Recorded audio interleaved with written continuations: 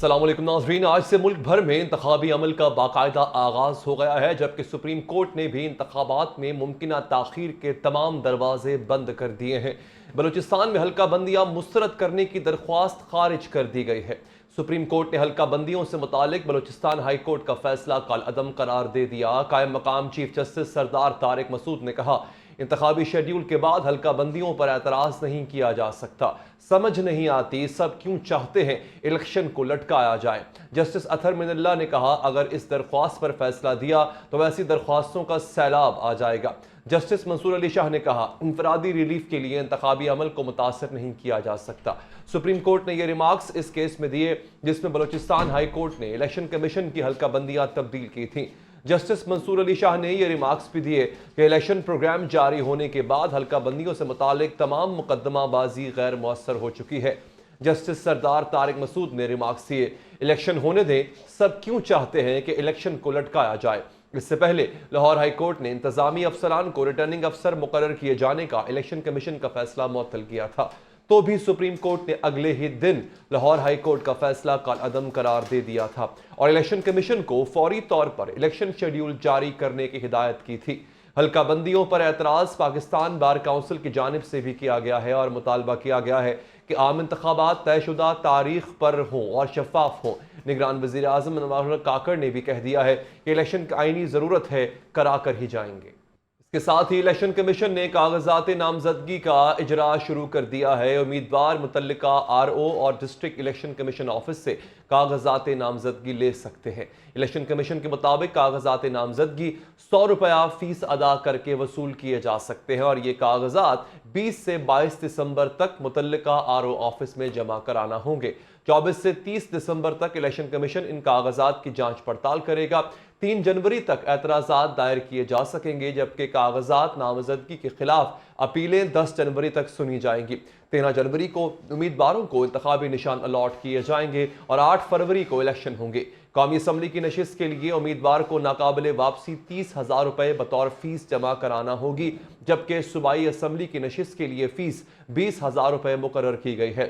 امیدوار کے لیے ضروری ہے کہ وہ پاکستان کا شہری ہو اور کاغذات نامزدگی جمع کرانے کی آخری تاریخ تک اس کی عمر 25 سال سے کم نہ ہو۔ انتخابات سے متعلق ایک اہم خبر یہ بھی ہے کہ الیکشن کمیشن نے احد چیمہ کو وزیر اعظم کے مشیر کے عہدے سے ہٹا دیا۔ اپنے فیصلے میں الیکشن کمیشن نے کہا ہے کہ احد چیمہ ماضی کی حکومت کا حصہ رہے ہیں اور الیکشن پر اثر انداز ہو سکتے ہیں۔ اسی طرح کی ایک درخواست فواد حسن فواد کے خلاف بھی دائر کی گئی ہے، جس کی سماعت 21 دسمبر کو ہوگی۔ بات کرنے کے لیے ہمیں جوائن کیا ہے اس وقت گیسٹ ہیں ہمارے ساتھ حسن رضا پاشا صاحب، سینئر وکیل ہیں۔ پاشا صاحب بہت بہت شکریہ سر آپ کا۔ سر، سپریم کورٹ چاہتی ہے الیکشن ہوں، پروسیس شروع ہو جائے، مگر آپ نے الیکشن کمیشن پر چڑھائی جو ہے وہ کر دی ہے، کیوں سر؟ کیا آپ تو ان افراد میں شامل نہیں جس کے بارے میں سپریم کورٹ نے کہا ہے کہ کون چاہتا ہے کہ الیکشن نہ؟ ایک تو آپ کی جو یہ غلط فہمی ہے کہ ہم سپریم کورٹ کے فیصلے کے اگینسٹ جا رہے ہیں، وہ بالکل میں سمجھتا ہوں کہ غلط اوپینین ہے آپ کا۔ آپ ہماری پریس ریلیز کا پہلا پیراگراف پڑھ لیں، اس میں ہم نے کیٹیگریکلی یہ مینشن کیا ہے کہ 8 فروری کو الیکشن ہم چاہتے ہیں اور وہی ہونے چاہیے، اس سے آگے ایک دن آگے نہیں جا سکتے، اور ہم اس معاملے میں سپریم کورٹ کے پیچھے کھڑے ہیں۔ دوسری بات یہ ہے کہ یہ ہم نے الیکشن کمیشن آف پاکستان ان کو ایک وسل بلور کے طور پہ کام کیا ہے کہ ان کو فیئر اور فری الیکشن کروانے کے لیے۔ دیکھیں، اگر ہم کوئی مطالبہ کرتے ہیں فری اینڈ فیئر الیکشن کرانے کے لیے تو اس کا مطلب یہ نہیں ہے کہ ہم کوئی رکاوٹ بن رہے ہیں، بلکہ اگر کوئی رکاوٹ کھڑی ہوئی تو سب سے پہلے ہم آواز بلند کریں گے کہ الیکشن ویل ان ٹائم ہونے چاہیے، 8 فروری سے ایک دن اوپر نہیں جانا چاہیے۔ اچھا، لیکن سر بات یہ ہے کہ حلقہ بندیوں پر جو آپ کا اعتراض ہے، یہ حکم تو آنریبل سپریم کورٹ کا ہی ہے، انہی کا فیصلہ ہے، تو حلقہ بندیوں پہ آپ کا اعتراض تو بیسیکلی پھر سپریم کورٹ پر ہی اعتراض ہوا نا؟ حلقہ بندیوں کی ہم نے صرف ایگزامپل کوٹ کی ہے۔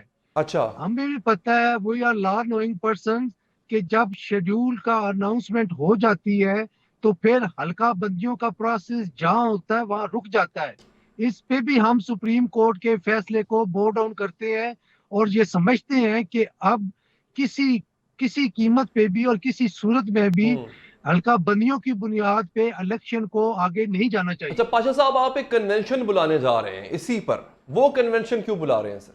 देखिए हम ये समझते हैं कि बतौर लॉयर्स और बतौर apex body of the lawyers जो पाकिस्तान बार काउंसिल है, उसकी ये भी जिम्मेदारी है कि जहाँ पे कोई अनकॉन्स्टिट्यूशनल, इलीगल और इरेगुलरिटी हो रही है, वहां पे हम अपनी आवाज बुलंद करें और पॉइंट आउट करें कि ये गलत हो रहा है। तो उसके लिए हमें कोई भी इंतहाई इकदाम करना पड़े तो करेगा, लेकिन कोई फैसला हम अपने तौर पे नहीं करेंगे। लॉयर्स रिप्रेजेंटेटिव जो होंगे वो ही फैसला करेंगे कि हमने आगे के और सिमत जाना है या नहीं जाना। लेकिन एक बात क्लियर है, आपके चैनल की तवज्जो से ये मैं कह रहा हूँ कि पाकिस्तान बार काउंसिल या सुप्रीम कोर्ट बार एसोसिएशन जी। कभी भी ये नहीं चाहेंगे कि इलेक्शन एक दिन भी आगे हो। अलबत्ता हम फेयर और फ्री इलेक्शन करवाने के लिए अपनी तमाम तर तवानाइयां जरूर लगाएंगे ताकि कोई फ्री इलेक्शन पे उंगली ना उठा सके। सर आपके तहफ्फुज़ात अगर बरकरार रहते हैं फिर क्या करेंगे? फिर क्या हम कोई नई बुकला तहरीक देखने जा रहे हैं? देखिए ये अभी कहना कबल अज़ वक्त है।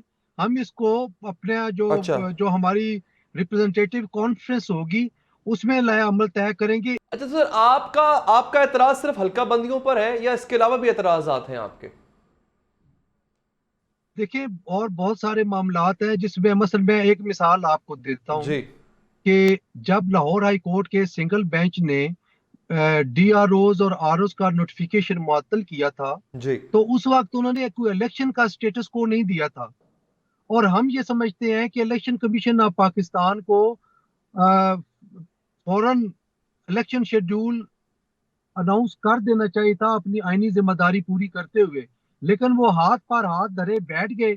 और अगर सुप्रीम कोर्ट ऑफ पाकिस्तान, मैं समझता हूँ कि रात को उनका अदालत खोलना और इस मामले को टेक अप करना ये पाकिस्तान और पाकिस्तान की जमहूरियत के लिए एक खुश आइंद बात थी। और अगर वो अदालत ना खुलती तो शायद ये 8 फरवरी वाला इलेक्शन फिर मुतनाज़ा हो जाता और आगे चला जाता। तो ये उन्होंने आईनी जिम्मेदारी पूरी नहीं की। और भी ऐसे कई मामलात हैं अच्छा। जिस पे हमें तहफ़्फ़ुज़ात थे जो कि वक्त आने पे हम बताएंगे।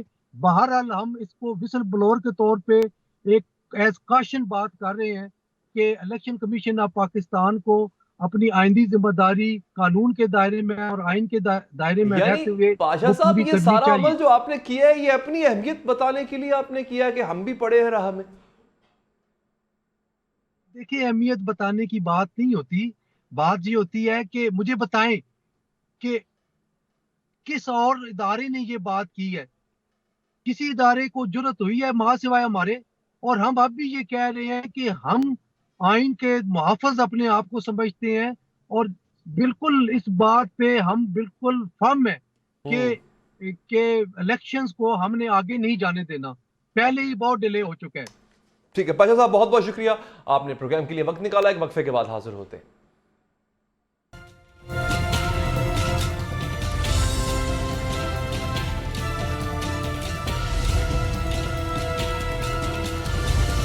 ब्रेक के बाद हाजिर नाज़रीन, तहरीक इंसाफ और बानी चेयरमैन तहरीक इंसाफ के गिरद शिकंजा सख्त से सख्त होता जा रहा है। कानूनी महाज हो या फिर सियासी, तहरीक इंसाफ के लिए खुशी की कोई खबर मौजूद नहीं। इंट्रा पार्टी इलेक्शन से मुतालिक इलेक्शन कमीशन के एतराज़ात की तलवार भी लटक रही है। इसके साथ साथ बानी चेयरमैन तहरीक इंसाफ के खिलाफ नैब में तोशा खाना रेफरेंस भी दायर कर दिया गया है। बानी चेयरमैन तहरीक इंसाफ को अलकादर ट्रस्ट केस में पहले ही नैब का सामना है। सबसे पहले बात करते हैं आज होने वाली समाअत की। इंट्रा पार्टी इलेक्शन पर इलेक्शन कमीशन के एतराज़ात की समाअत हुई तो पीटीआई के बैरिस्टर अली जफर मुस्तरब नजर आए। बैरिस्टर अली जफर ने इलेक्शन कमीशन पर एतराज़ करते हुए कहा, इब्तदाई तौर पर 3 से 4 सवालात पूछे गए थे, मगर कल दलाइल देते हुए सवालात 4 से 40 हो गए।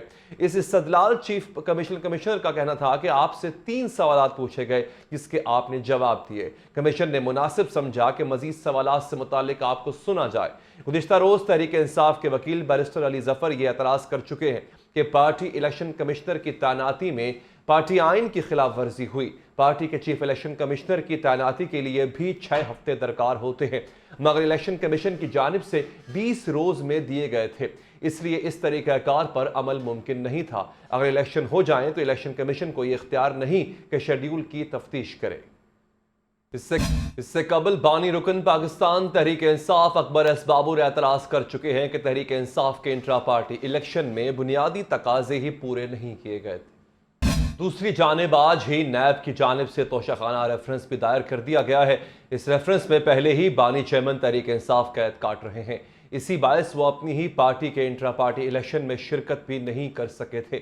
توشیخانہ کیس میں بانی چیئرمین تحریک انصاف پر توشیخانہ سے تحائف لے کر بیرون ملک بیچنے اور انہیں اثاثوں میں ظاہر نہ کرنے کا الزام ہے۔ اسی طرح القادر ٹرسٹ کیس بھی چیئرمین تحریک انصاف کے گلے کی ہڈی بن چکا ہے، جس میں بنیادی الزام کے مطابق بانی چیئرمین تحریک انصاف نے القادر ٹرسٹ کے لیے 400 کنال اراضی ملک ریاض سے حاصل کی، جس کے عوض برطانیہ سے آنے والے 19 کروڑ پاؤنڈ حکومت پاکستان کو منتقل کرنے کے بجائے سپریم کورٹ کے اکاؤنٹ میں منتقل کرا دیے گئے۔ دراصل ملک ریاض کے ذمہ بحریہ ٹاؤن کراچی کیس میں 460 ارب روپے کی ادائیگی تھی، جو سپریم کورٹ کی جانب سے کیا گیا جرمانہ تھا، جبکہ برطانیہ سے آنے والی رقم منی لانڈرنگ کیس میں لندن پولیس سے ہونے والی سیٹلمنٹ کا نتیجہ تھی، یعنی وہ کیس ہی الگ تھا۔ اب صورتحال یہ ہے کہ الیکشن سر پر ہیں، مگر بانی چیئرمین تحریک انصاف اور ان سے وابستہ تحریک انصاف کی کشتی مشکلات کی بھنور میں ڈوب چکی ہے۔ تحریک انصاف کے انٹرا پارٹی الیکشن میں بنیادی اعتراضات کیا ہیں اور اس کا نتیجہ کیا نکل سکتا ہے، اس پر بات کریں گے۔ ہمارے ساتھ موجود ہیں اکبر ایس بابر صاحب۔ اکبر ایس بابر صاحب، اب مجھے سمجھ نہیں آ رہا کہ میں آپ کو تحریک انصاف کا رکن کہوں یا سابق رکن کہوں، کیونکہ اس پر بھی کنٹروورسی ہے۔ خیر، انٹرا پارٹی الیکشن میں آپ کے بنیادی اعتراض ہیں کس بات پر؟ جی بسم اللہ الرحمن الرحیم۔ دیکھیے، یہ پی ٹی آئی کے جو انٹرا پارٹی الیکشنز ہیں، جی، اس پہ جو میں نے اعتراض اٹھایا 5 دسمبر کو، یہ پہلی دفعہ نہیں ہے کہ ہم نے اعتراض اٹھایا۔ میں دسمبر 2012 میں بھی الیکشن کمیشن میں گیا تھا۔ اس وقت مرحوم جسٹس فخر الدین جی ابراہیم جو تھے وہ چیف الیکشن کمشنر تھے، کیونکہ وہ بڑے پیمانے پہ پہلی دفعہ P T I intra party election ہو رہے تھے، تو I C T capital city میں جب ہوئے اس میں بہت سارے مسائل تھے۔ میں نے اس وقت بھی نشاندہی کی تھی اور باقاعدہ ایک کمپلین فائل کی تھی۔ اس کے بعد پھر جسٹس وجی الدین کا ٹرائیبونل بنایا گیا، انہوں نے اس الیکشن پہ بڑے سنجیدہ نقائص کیے، اور پھر انہوں نے پرومس کیا کہ ہم اگلے الیکشن ٹرانسپیرنٹ کرائیں گے۔ پھر تسنیم نورانی کے نیچے ایک الیکشن کمیشن بنا پی ٹی آئی کا 2015-16 میں، تو پھر انہوں نے قواعد و ضوابط بنائے تفصیلی، اور ووٹر لسٹوں کی اسکروٹنی کی، کو 80 لاکھ سے کم ہو کے 27 لاکھ تک رہ گئے جی دعویٰ کرتے تھے، تو پھر ان پہ دباؤ ڈالا گیا کہ آپ ہمارے مرضی کے مطابق الیکشن کو ہینگ کرائیں، تو انہوں نے پھر استعفیٰ دے دیا، تمام کمیشن نے استعفیٰ دے دیا۔ اس کے بعد یہ جو ابھی تازہ ترین واقعہ ہے انٹرا پارٹی کا، یہ بھی کوئی 1.5-2 سال سے ان کا الیکشن کمیشن کے مابین چل رہا ہے، اور یہ ایک ایسا الیکشن ہے جو شاید جون میں ہوا تھا 1.5-2 سال پہلے، جس کا نہ مجھے پتا تھا، نہ آپ کو پتا تھا، نہ ہمیں پتا چلا۔ تو وہ سارا پروسیس جو تھا، پھر فائنلی ان کو 1 سال اور دیا، پھر اس کو 23 نومبر کو الیکشن کمیشن کا یہ فیصلہ آیا کہ یہ مسترد کرتے ہیں۔ آپ الیکشن کمیشن کو مطمئن نہیں کر سکے کہ یہ پی ٹی آئی کے آئین اور بنیادی جو الیکشن ایکٹ ہے اور آئین کے جو تقاضے ہیں اس کے مطابق نہیں ہوا۔ اب اس فیصلے میں اگر آپ آخری پیراگراف پڑھیے تو اس میں بڑے واضح کہا گیا کہ ہم پی ٹی آئی کو ایک آخری موقع دے رہے ہیں، اور لینینٹ ویو، یعنی ہم ان سے لینینٹ ویو دیتے ہوئے ان کو 20 دن دے رہے ہیں کہ وہ ایک شفاف الیکشن کرائیں انٹرا پارٹی، اور پھر اس کے بعد ایک رپورٹ جمع کرائیں، اور ورنہ، اور یہ بھی اس میں لکھا ہے، بصورت دیگر جو اس سلسلے میں قانون ہے ہم اس کو نافذ کریں گے۔ تو یہ بہت سنجیدہ بات تھی، یعنی یہ ایک قسم کی انگریزی میں کہتے ہیں رائٹنگ آن دا وال تھا، کہ اگر اس دفعہ بھی آپ نے تقاضے قانون کے پورے نہیں کیے تو قانون لاگو کریں گے۔ اب قانون کیا ہے؟ قانون پھر یہ ہے کہ الیکشن سمبل بھی لیا جا سکتا ہے، ڈی لسٹ بھی کیا جا سکتا ہے۔ تو پی ٹی آئی کا جو پارلیمنٹری جو الیکشنز میں وجود تھا وہ بھی خطرے میں تھا، اس لیے میں نے اس معاملے کو اٹھایا، اور میں نے پوری کوشش کی کہ پی ٹی آئی میں یعنی جو فاؤنڈنگ چیئرمین ہے ان کے لیے ایک ویڈیو میسج بھی کیا کہ یہ ایک فیک الیکشن جو پھر بعد میں ہوا، تو میں نے کہا اس کو آپ خود ہی کالعدم قرار دیں اور سنجیدہ ایفرٹ کریں۔ بصورت ہم 1 دسمبر کو میں پی ٹی آئی کے ایک پورے وفد کے ساتھ گیا، ممبران کے، مرکزی دفتر، اب پی ٹی آئی کا مرکزی دفتر اسلام آباد میں واقع ہے. اب جہاں جس جماعت میں اگلے دن الیکشن ہو رہے ہیں تو وہاں تو گہما گہمی ہونی چاہیے، تمام تفصیلات تو ہونی چاہیے نا. تو ہم نے ان سے 3 چیزیں مانگی اور یہ تمام معاملات ویڈیو پہ ریکارڈ ہوئی اور پھر الیکشن کمیشن کے ریکارڈ کا حصہ بنی. اس میں ہم نے کہا کہ جی آپ ہمیں جو الیکشن کے جو نامینیشن پیپرز ہیں یعنی نامزدگی کے جو کاغذات ہیں وہ ہمیں دیجئے. دوسرا ہم نے کہا ہمیں ووٹر لسٹ دیجئے تاکہ پتہ چلے کہ کون ووٹ دے گا، تاکہ ہم ان سے پھر رابطہ کر سکیں. اور تیسرا یہ کہ آپ ہمیں یعنی ووٹر لسٹ آپ ہمیں دیں، کاغذات نامزدگی دیں اور قواعد ضوابط یعنی جو رولز ہیں الیکشن کے. یہ تو ایک بنیادی چیزیں، کوئی ناجائز مطالبات تو نہیں تھے. تو وہاں جو پی ٹی آئی کے جو مرکزی دفتر کے انچارج تھے انہوں نے کہا جی یہ چیزیں ہمارے پاس ہے ہی نہیں، ایگزسٹ ہی نہیں کرتی، ہم آپ کو کیسے دیں. پھر میں نے ان سے پوچھا کہ اچھا اگر کوئی اور مجاز شخص جو ہے ان سے ہمارا رابطہ کرا دیں. کہتے جی کوئی بھی نہیں ہے، بس یہی حالات ہیں. یہ ویسے ہی ایک الیکشن کمیشن کو مطمئن کرنے کے لیے کاغذی کارروائی کی جا رہی ہے. تو جس کے بعد پھر ہم مایوس ہو کے واپس آ گئے اور پھر بھی ہم نے انتظار کیا. تو اگلے دن آپ نے دیکھ ہی لیا پشاور میں کیا ہوا، چند درجن لوگ کھڑے کیے اور انہوں نے نعرے لگائے قبول ہے قبول ہے. تو پھر اس کے بعد ہم نے جو درخواست دی، جو آپ نے سوال پوچھا کہ اعتراضات کیا ہے، نمبر 1 ہم نے ان میں لکھا کہ یہ ٹوٹلی ایک فراڈولنٹ الیکشن ہوئے ہیں. یہ بالکل اس میں کسی قسم کے کوئی جمہوری تقاضے نہیں پورے کیے گئے اور پی ٹی آئی کے جو ورکرز ہیں ان کا ایک آئینی قانونی الیکشن ایکٹ کے تحت اور پی ٹی آئی کے آئین کے تحت یہ ان کا ایک بنیادی فنڈامنٹل رائٹ ہے کہ وہ اپنی سیاسی جماعت کی قیادت کے عمل میں حصہ لیں. ان کو اس پارٹیسپیٹ کرنے سے روکا گیا، دانستہ طور پہ ایک فراڈولنٹ الیکشن کرایا گیا. ہم نے تمام ثبوت رکھ لیے. تو ہم نے یہ درخواست کی کہ اس الیکشن کو نل اینڈ وائڈ کرے. اور چونکہ نومبر 23 کے جو الیکشن کمیشن کا آرڈر تھا اس میں بڑے خطرناک نتائج کی نشاندہی بھی کر دی تھی کہ اگر آپ نے دوبارہ کیا، ہم نے کہا ان کو ایک اور موقع دیں، پی ٹی آئی کو ایک اور موقع دیں، یہ انٹرا پارٹی الیکشن کرائے لیکن اس دفعہ آزادانہ مانیٹرز کے نیچے، تاکہ وہ قانونی تقاضے بھی پورے ہو جائیں. اور پھر اس کے بعد جب تک جو ہے بلے کو آپ ابینس میں رکھیں تاکہ بلہ بھی لوز نہ کرے سیاسی جماعت. بائی دا وے یہ بلے کا نشان لینے میں میرا بڑا کردار تھا کیونکہ اگست 2002 میں نے درخواست جمع کرائی تھی الیکشن کمیشن میں. وہ سارا ریکارڈ بھی موجود ہے کہ ہمیں یہ بلے کا سمبل دیا جائے. اس سے پہلے 97 میں ہمارا چراغ جو تھا وہ الیکشن سمبل تھا. تو یہ ہماری گزارشات تھی. اس پہ پھر اور ممبران نے بھی شکایت کی، میرے علاوہ 13 اور تھے جنہوں نے اپنی شکایت درج کی کہ جی ہمیں موقع نہیں دیا گیا. اور پھر اس کی جو ہیئرنگز ہوئی 5 تاریخ کو ہم نے کیا، میں نے اور لوگوں نے بھی کیا. پھر 8 تاریخ کو پریلیمنری ہیئرنگ تھی، پھر 12 کو ڈیٹیل ہیئرنگ تھی جس میں ویڈیو ایویڈنس بھی رکھا گیا. پھر 14 کو پی ٹی آئی کو موقع ملا، انہوں نے مزید ٹائم مانگا. پھر 18 کو انہوں نے یعنی کل گزشتہ دن انہوں نے بڑے تفصیل سے 2-2.5-3 گھنٹے انہوں نے اپنی. اب اس میں جو باقی تو سارے قانونی دلائل ہیں، ہمارے وکلاء نے دلائل دی اور تمام ثبوت سامنے رکھے. جو بڑی تشویشناک بات تھی نا، وہ 2 باتیں نکلی اور آج میڈیا میں رپورٹ بھی ہوئی ہیں بڑے لیڈنگ نیوز پیپرز میں. اگر آپ اس کو دیکھیں تو اس میں وہ کہتے ہیں کہ پی ٹی آئی، ان کے وکیل نے کہا کہ پی ٹی آئی ایک پرائیویٹ اینٹی ہے. بڑا اہم ہے کہ انہوں نے کہا یہ پرائیویٹ اینٹی ہے. دوسرا انہوں نے کہا کہ جس طرح لاہور جمخانہ کلب کے الیکشن ہوتے ہیں اسی طرح یہاں پہ بھی ہم نے الیکشن کی جی جن لوگوں کا حق ہے ووٹ ڈالنے کا. تو یہ بڑی تشویشناک بات کی اور یہی بیماری کی جو جڑ ہے وہ یہی ہے کہ یہ اس کو کوئی پرائیویٹ اینٹی سمجھتے ہیں. سیاسی جماعتیں پرائیویٹ اینٹی نہیں ہیں. جی اچھا اکبر صاحب یہ بتائیں، اگر یہ الیکشن تسلیم نہیں کیا جاتے جو پی ٹی آئی جس پہ آپ اعتراض کر رہے ہیں، الیکشن کمیشن نہیں مانتا، تو معاملہ صرف بلے کے نشان تک محدود رہے گا یا الیکشن دوبارہ کرانا پڑیں گے یا پھر اس سے پارٹی کا وجود ہی خطرے میں پڑ سکتا ہے؟ دیکھیے اس پہ میں تھوڑا سا رائے دینے سے اس لیے ہچکچاؤں گا کیونکہ ظاہر ہے کہ تمام قوانین جو ہیں وہ الیکشن کمیشن کے سامنے ہیں اور ان کے ڈومین میں ہیں. جس طرح لاسٹ ٹائم انہوں نے جو 23 نومبر کا فیصلہ دیا اس میں انہوں نے کہا ہم نے ایک لینینٹ آپ سے لینینٹ وے، ہم نے ایک آپ کو ایک اور موقع دے رہے ہیں اور ہم سختی نہیں کر رہے. اب اگر وہ سختی کرتے ہیں اور کس حد تک کرتے ہیں، ظاہر ہے وہ قانون کے دائرے میں رہ کے ہی کریں گے. اس میں بہت ساری چیزیں ہو سکتی ہیں، بلہ بھی لیا جا سکتا ہے، ڈی لسٹ بھی ہو سکتی ہے.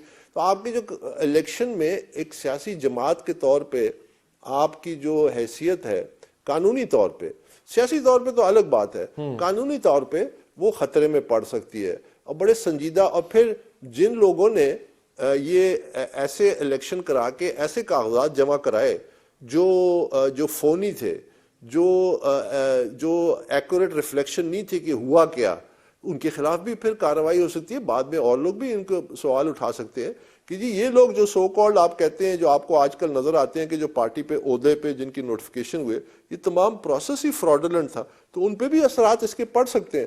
تو لیکن کس حد تک الیکشن کمیشن جائے گا، اس کا تعین الیکشن کمیشن ہی کرے گا.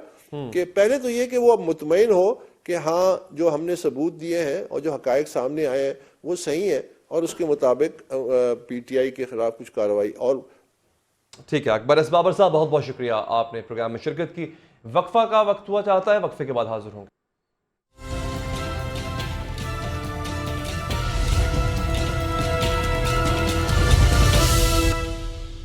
کے بعد حاضر ہیں ناظرین. تمام ماہرین معیشت کا اس بات پر اتفاق ہے کہ سیاست اور معیشت کا چولی دامن کا ساتھ ہے. یہی کچھ پاکستان میں نظر آ رہا ہے. پاکستان میں انتخابات کا بگل بچ چکا، مگر الیکشن کے حوالے سے سامنے آنے والی شکایات کے بعد معاشی ہوا کے تازہ جھونکوں کا سلسلہ رکنے لگا ہے. پاکستان بار کونسل کے چیف الیکشن کمشنر پر اعتراضات اور پاکستان تحریک انصاف کی جانب سے تحفظات کے اظہار کے ساتھ ہی سٹاک ایکسچینج کے ریکارڈ توڑتے پہیے نے بریکیں لگانا شروع کر دی ہیں. آج بینچ مارک کے ایس سی 100 انڈیکس 2723 پوائنٹس کی کمی کے بعد 63,000 کی سطح سے بھی نیچے آ گئی ہے. گزشتہ ہفتے کے آخری کاروباری روز کے ایس سی 100 انڈیکس 680 پوائنٹس اضافے کے بعد 66,000 پوائنٹس کی نفسیاتی حد عبور کر گیا تھا. دوسری جانب آج ہی سونے کی فی تولہ قیمت میں 400 روپے کا اضافہ بھی سامنے آیا، جس کے بعد ایک تولہ سونا 2,17,600 روپے کا ہو گیا ہے. بات یہاں تک نہیں رک رہی. پاکستان معیشت کے حوالے سے ملی جلی خبریں سامنے آ رہی ہیں. فورن ڈائریکٹ انویسٹمنٹ میں اضافے اور کرنٹ اکاؤنٹ سرپلس میں جانے کی خبریں سامنے آ رہی ہیں، جبکہ عالمی بینک نے بیرون ملک پاکستانیوں کی جانب سے بھجوائی جانے والی ترسیلات زر میں کمی کا اندیشہ ظاہر کیا. اسی طرح اقتصادی امور ڈویژن کے مطابق رواں مالی سال کے ابتدائی 5 ماہ میں پاکستان کو 17 ارب 61 کروڑ ڈالر سالانہ ہدف کے بجائے صرف 4 ارب 28 کروڑ ڈالرز کی بیرونی فنڈنگ ملی، یعنی صرف 24% ہی فنڈنگ مل سکی ہے، اور بقیہ 7 ماہ میں پاکستان کو 13 ارب ڈالر سے زائد کا ہدف پورا کرنا ہے. 2 ارب ڈالرز ماہانہ کا ٹارگٹ بنتا ہے. دوسری جانب آئی ایم ایف سے سٹاف لیول ایگریمنٹ تو ہوا ہے، لیکن معاہدے کی حتمی منظوری کا مرحلے تاحال طے نہیں ہو سکے. نگران وزیر اعظم انوار اللہ کاکڑ نے کہا ہے فعال جمہوریت ہی ملک میں معاشی استحکام لاتی. موجودہ حالات میں پاکستانی معیشت کو استحکام کے لیے مزید کن چیلنجز کا سامنا ہے، اور انگڑائی لیتی معیشت کو اگر سیاسی عدم استحکام سے دوچار ہونا پڑا تو اس کے کس قدر سنگین نتائج سامنے آ سکتے ہیں، اسی پر بات کریں گے. معروف اکانومسٹ شاہد حسن صدیقی صاحب. ڈاکٹر صاحب بہت شکریہ. ڈاکٹر صاحب، معیشت کا پہیہ براہ راست وابستہ ہوتا ہے سیاسی استحکام سے. چند خبریں آتی ہیں الیکشن کے حوالے سے اور ہم دیکھتے ہیں کہ معیشت دوبارہ سے ڈولنے لگتی ہے. خدا نہ خواستہ اگر معاشی عدم استحکام آتا ہے یا پھر نہیں آ پاتا تو کیا نتائج ہو سکتے؟ بہت شکریہ. دیکھیے بات یہ ہے کہ حکومت اور بار بار یہ دعوے کر رہی ہے کہ حکومت کی کوششوں سے، ان کی پالیسیوں سے معیشت میں بہتری آ رہی ہے، لیکن میں پوری ذمہ داری کے ساتھ یہ کہہ رہا ہوں کہ جو اعداد و شمار وزارت خزانہ نے اس حکومت کے دور میں جاری کیے اور جو اعداد و شمار اسٹیٹ بینک آف پاکستان نے جاری کیے نگراں حکومت کے دور میں، وہ اس بات کی نشاندہی کرتے ہیں کہ بیشتر معاشی اشاریے یا تو خراب ہوئے ہیں یا اہداف کے مقابلے میں کم ہیں اور خطے کے ملکوں کے مقابلے میں بہت زیادہ خراب ہیں. مہنگائی یقیناً اکتوبر کے مقابلے میں نومبر میں بھی بڑھی ہے، اور اگر آپ صرف مہنگائی جس کا تعلق عوام سے دیکھیں تو پاکستان میں اس وقت مہنگائی ہے 29.2%. سری لنکا جہاں ڈیفالٹ کی باتیں کرتے تھے ان کی مہنگائی ہے 3.4%، اور بھارت کی ہے 4.5%، اور ہماری شرح نمو بھارت سے تقریباً 1/3 ہے. یہ باتیں اس بات کا ثبوت ہیں کہ نگراں حکومت بھی آرمی چیف کی کوششوں کے باوجود نگراں حکومت بھی مافیا اور اشرافیہ کے زیر اثر ہے، اور جو قانونی اختیارات اس کو حاصل ہیں ان سے دانستہ انحراف کر رہی ہے. اس لیے اسٹاک ایکسچینج کے علاوہ آپ دیکھیں صرف ایک بہتری آئی ہے، وہ یہ کہ انہوں نے امپورٹس میں کمی کی. امپورٹس میں کمی کرنے سے تجارتی خسارہ کم ہوا. باقی بیشتر اشاریہ اگر آپ دیکھیں تو مثبت رجحانات نہیں دکھا رہے. بالکل یہ واضح ہے، اس میں کوئی شبے کی بات نہیں. اور اگر آپ چاہیں تو میں یہ بتا دوں کہ اس سال ہدف تھا معیشت کی شرح نمو کا 3.5%، یہ 2% رہنے والی ہے. مہنگائی کا 22% تھا، یہ 29.2% ہے. آج جو ٹیکسوں کی وصولی ہماری ہے جس میں یہ کامیابی کے دعوے کر رہے ہیں، اگر اس میں سے NFC ایوارڈ کے تحت جو صوبوں کو رقم دینی ہے آپ وہ دے دیں تو جو کچھ بچے گا سود کی ادائیگی اس سے 2000 ارب روپے زیادہ ہے. تو ابھی تو آپ سود ہی ادا نہیں کر سکتے تو پورا ملک جو چلانا ہے وہ تو پھر آپ قرضوں پہ چلائیں گے. باہر سے جو ریمیٹنسز اس 5 مہینے میں 1.3 ارب ڈالر گر چکی ہیں اور پچھلے سال 4 ارب ڈالر گری تھی. تو مستقل ریمیٹنسز میں گراوٹ ہے اور یہ اس بات کو ثبوت ہے کہ جو حکومت کہہ رہی کہ ہم نے کریک ڈاؤن کر کے کچھ بہت زیادہ کامیابی حاصل کی ہے وہ ناکام ہے، اس لیے کہ آپ کی ریمیٹنسز بھی گری ہیں. ہمارے ریزروز بھی جو اس حکومت کے دور میں 800 بلین ڈالر گر گئے. آپ اس کے علاوہ اگر دیکھیں بجٹ خسارہ شاید تاریخ میں سب سے زیادہ ہو، جبکہ تعلیم اور صحت میں اور ترقیاتی اخراجات میں جو ہونا چاہیے اس سے 900 تقریباً 9000 ارب روپیہ کم ہے. تو بجٹ خسارہ تو پھر 16000 ہو جائے گا آپ کا. تو اگر آپ کا سوائے اسٹاک ایکسچینج کے اور آپ نے امپورٹس کم کر کے جو ہے وہ تجارتی خسارہ اور جاری حسابات کا خسارہ کم کیا، کہیں کوئی بہتری نہیں ہے، نہ فورن ڈائریکٹ انویسٹمنٹ میں نہ برآمدات میں.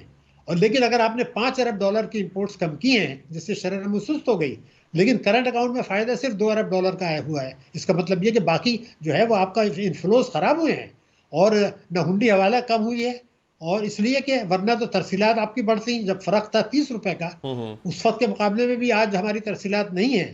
تو ہمیں تسلیم کر لینا پڑے گا کہ سیاسی افراتفری ہونا نقصان دہ ضرور ہے، لیکن انتخابات ہونے کے بعد بھی کوئی بہتری آنے والی نہیں ہے. میں نے پہلے بھی کہا تھا، آج بھی کہا تھا. ان دونوں سے قطع نظر جو ہماری معیشت کی صورتحال ہے، ہم نے 1.5 ارب ڈالر کا جو سلوک کرنا تھا وہ کینسل کر دیا حکومت نے خود. تو اگر آپ نے حکمت عملی یہ غلط بنائی تھی، اور یہ شواہد ہیں کہ نگراں وزیر خزانہ شمشاد اختر نے کابینہ کو اور جو ہماری SIFC ہے ان کو یہ باور کرایا کہ جناب معیشت میں بہتری میں تو بڑا ٹائم لگے گا.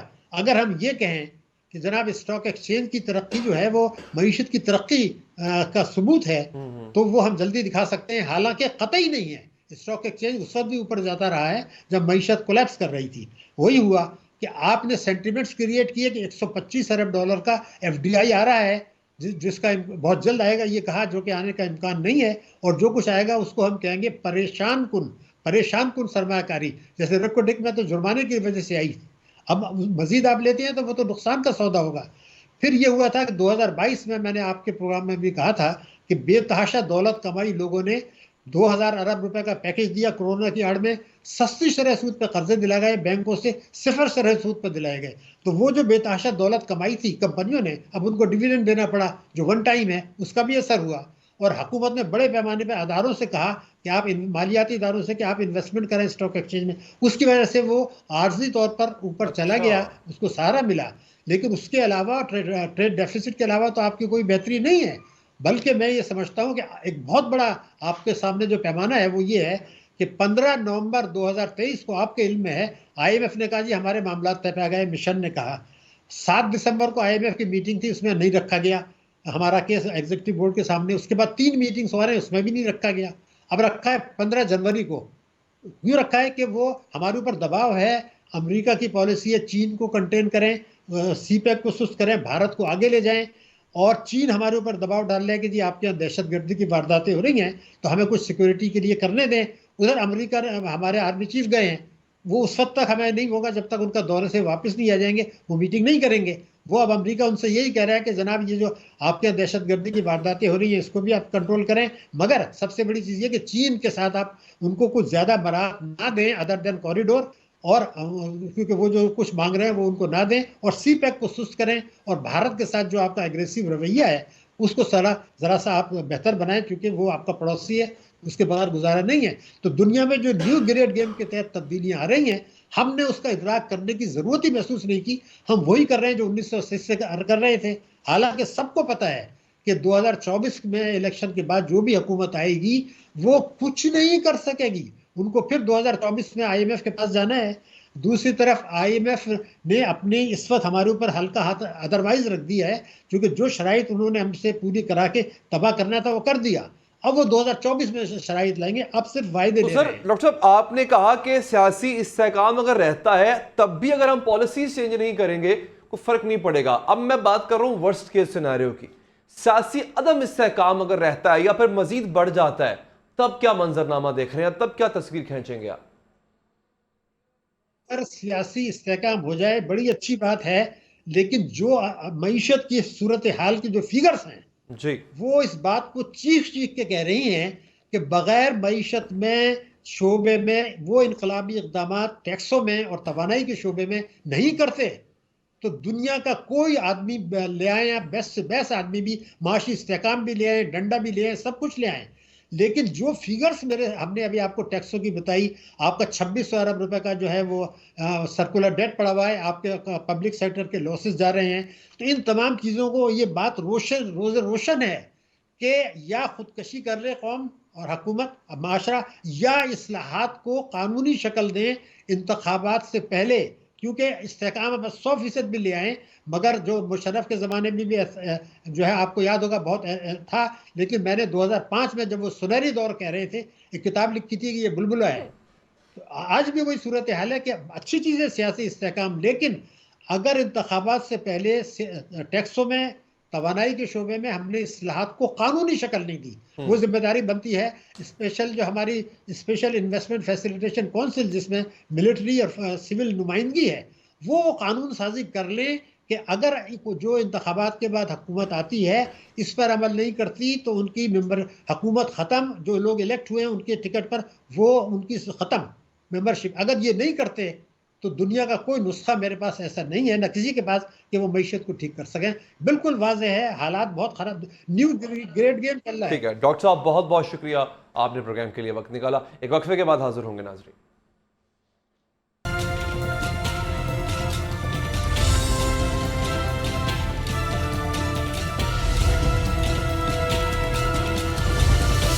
بریک کے بعد حاضر ہے ناظرین۔ قصور ویڈیو سکینڈل جس کے سامنے آنے کے بعد پورا ملک ہل کر رہ گیا تھا، جسے عالمی میڈیا پر بھی کوریج ملی تھی، جس کی تحقیقات کے لیے GIT تک بنا دی گئی، مقدمات درج کیے گئے، ملزم گرفتار کیے گئے، ہر طرف ایک شور تھا، ہر طرف یہ بات کی جا رہی تھی کہ آخر اتنے بڑے پیمانے پہ اتنا بڑا جرم اتنے عرصے تک کیسے ہوتا رہا۔ پھر ملزم گرفتار کر لیے گئے، انسداد دہشت گردی عدالت نے ان ملزموں کو سزا بھی سنا دی گئی، لیکن پھر کیا ہوا؟ پھر ہمارے ملک کا بوسیدہ قانونی نظام آڑے آ گیا، پھر وہی فائلیں، پھر وہی دفتروں کے چکر، اور پھر وہی وکلاء کی کلا بازیاں۔ ملزموں کو ناظرین جب سزا ہوئی اس کے بعد اب اس انتہائی اہم کیس کا ڈراپ سین ہو گیا ہے۔ قصور ویڈیو اسکینڈل کے تمام ملزمان بری کر دیے گئے۔ یہ کیس پولیس اور پروسیکیوشن کی کارکردگی پر ایک بہت بڑا دھبا ہے، ایک بہت بڑا سوالیہ نشان اٹھا رہا ہے کہ پولیس کی پروسیکیوشن، اس کا استغاثہ، اس کی تحقیق، اس کی تفتیش کیا اتنی کمزور تھی کہ اتنے واضح ثبوتوں کے بعد بھی ملزم کیفر کردار تک نہ پہنچ سکے۔ ناظرین، لاہور ہائی کورٹ کے 13 دسمبر کے اس فیصلے کے بعد BBC نے ایک تفصیلی رپورٹ شائع کی ہے۔ قصور ویڈیو اسکینڈل 2015 میں سامنے آیا تھا۔ تفصیلات کے مطابق 20 سے 25 افراد پر مشتمل افراد کا گروہ کئی برس سے کام کر رہا تھا اور کم سن بچوں کی فحش فلمیں بنا رہا تھا۔ ان کے پاس فحش فلموں کا ایک پلندہ تھا، ان کے پاس 400 سے زیادہ ویڈیو کلپس موجود تھے، جن میں 300 کے قریب قصور کے ایک قریبی گاؤں کے بچے تھے۔ بچوں کو زیادتی کا نشانہ بنایا جاتا تھا، زبردستی ان کی ویڈیوز بنائی جاتی تھی، پھر یہ ویڈیوز ان بچوں کو دکھا کر بلیک میل کیا جاتا تھا، ان کو مزید ویڈیوز بنوانے پر مجبور کیا جاتا تھا، انہیں گھر سے پیسے چوری کرنے پر مجبور کیا جاتا تھا، ان سے عجیب و غریب کام لیے جاتے تھے، اور یہ بھی کہا جاتا تھا کہ اگر تم اور لڑکے لے کر آؤ گے تو تمہاری ویڈیو ڈیلیٹ کر دیں گے۔ آپ ناظرین یہ اندازہ کیجئے کہ اتنے واضح ثبوت ہیں، بچے جو متاثرہ بچے ہیں وہ خدا کے بیان دے رہے ہیں، ان کے والدین خدا کے بیان دے رہے ہیں، اپنی آپ بیتی سنا رہے ہیں جو ان کے ساتھ ہوا، اس کے باوجود ملزمان بری ہو جاتے ہیں۔ اس وقت یہ بات بھی سامنے آئی تھی کہ مقامی تھانے کا SHO ملزموں کے ساتھ ملا ہوا تھا، متاثرین پولیس کے پاس جاتے تھے جیسا کہ ہمیشہ ہوتا ہے، اور پولیس کارروائی نہیں کرتی تھی۔ معاملہ میڈیا پر جب تک نہیں آیا تب تک پولیس نے بھی کوئی حرکت نہیں کی، پولیس نے بھی کوئی کارروائی نہیں کی۔ اب اندازہ کیجئے، اگین سوچئے ذرا، جو پولیس اس حد تک پروٹیکٹ کر رہی تھی، جو پولیس اس حد تک ملزمان کو بچانے کی کوشش کر رہی تھی کہ والدین، جیسا کہ ابھی ذکر ہوا ہے، خاتون 2014 میں گئی تھی اپنی درخواست لے کر، اس کو الٹا ذلیل کر کے تھانے سے باہر نکالا گیا۔ وہ تفتیش میں کیا کرے گی؟ وہ پروسیکیوشن کس طرح لے کے چلے گی.